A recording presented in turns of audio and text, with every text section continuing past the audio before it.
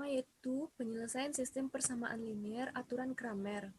Aturan Cramer hadir sebagai salah satu cara untuk menyelesaikan sistem persamaan linear yang diterbitkan oleh matematikawan dari Swiss pada tahun 1750 bernama Gabriel Cramer.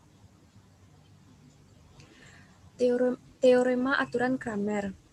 Jika AX sama dengan B merupakan suatu sistem persamaan linear dengan N persamaan dan N variabel dengan syarat determinan A tidak sama dengan 0, maka sistem tersebut memiliki penyelesaian tunggal yaitu X1 sama dengan determinan A1 per determinan A, X2 sama dengan determinan A2 per determinan A. Begitu seterusnya hingga determinan AN per determinan A. Dengan AJ menyatakan matriks yang diperoleh dari A dengan menggantikan entry-entry pada kolom KJ dengan entry-entry pada matriks konstanta B sama dengan B1, B2 hingga ke Bn.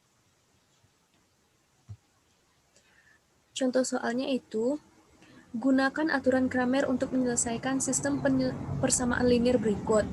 2x kurang 2y sama dengan 1.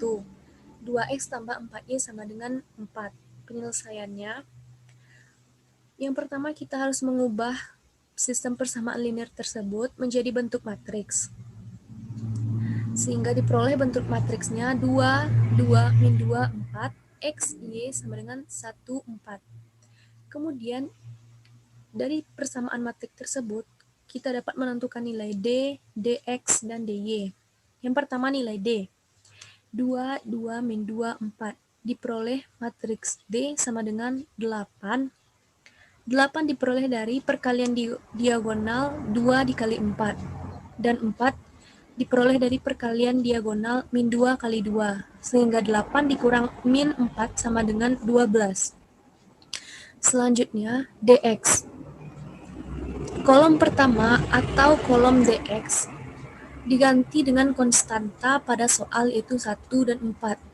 Kemudian dikalikan diagonal sehingga diperoleh hasil 12. Dan dy, kolom kedua atau kolom dy diganti dengan nilai konstanta pada soal sehingga diperoleh hasil 6. Nah, berdasarkan aturan Cramer, penyelesaian sistem persamaan linear dua variabel di samping yaitu X sama dengan A1 per A sama dengan 12 per 12 sehingga diperoleh hasil 1. Y sama dengan A2 per 2 sama dengan 6 per 12 sehingga diperoleh hasil 1 per 2.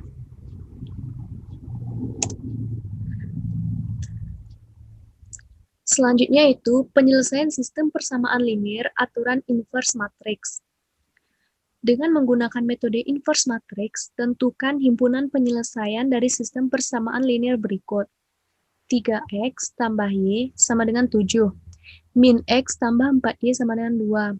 Penyelesaiannya yang pertama, kita harus mengubah sistem persamaan linear dua variabel di atas menjadi matriks AX sama dengan B. Sehingga dihasilkan 3, min 1, 1, 4, X, Y sama dengan 7, 2. Kemudian kita ubah matriks AX sama dengan B tersebut menjadi X sama dengan A min 1, B. Sehingga diperoleh hasil XY 1 per 3 dikali 4 perkalian diagonal dikurang 1 dikali min 1. 4 min minus 1 min 1 per 3. 3 dan 4 letaknya dipindahkan, sedangkan 1 dan min 1 tandanya dikalikan.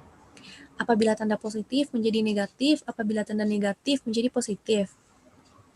Lalu diperoleh hasil XY 1 per 12 kurang min 1, 4, 1, min 1, 3, 7, 2.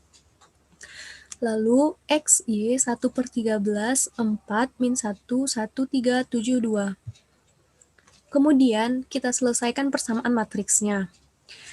Sehingga diperoleh hasil XY sama dengan 1 per 13, 28 tambah min 2. Nah, 28 ini diperoleh dari 4 dikali 7, 28. Dikurangi hasil dari min 1 kali 2.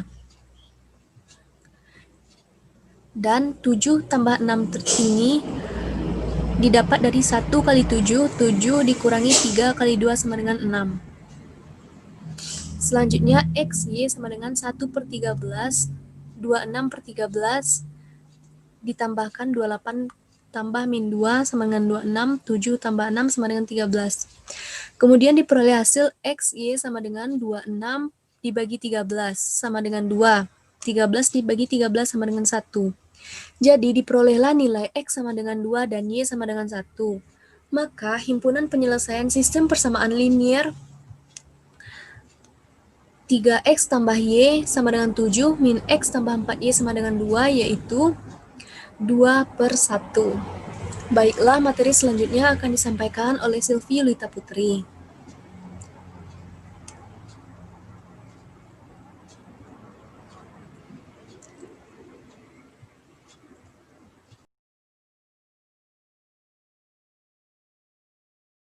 Assalamualaikum warahmatullahi wabarakatuh. Perkenalkan, nama saya Sylvie Yulita Putri dari Prodi Pendidikan Ekonomi Universitas Negeri Padang.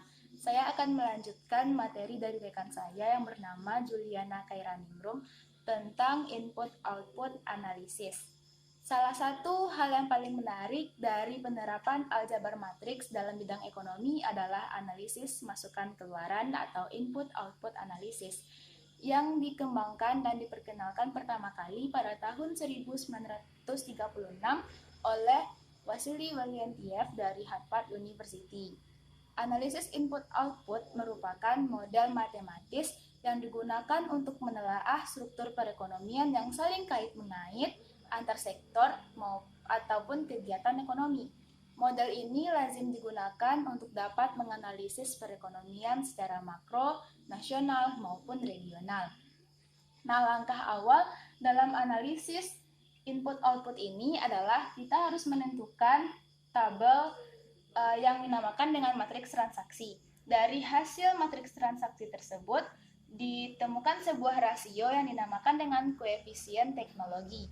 Nah, jika koefisien teknologi tersebut dihitung dan hasilnya disajikan dalam berupa matriks, maka itu dinamakan sebagai matriks teknologi. Sebagai contoh, yang pertama matriks transaksi.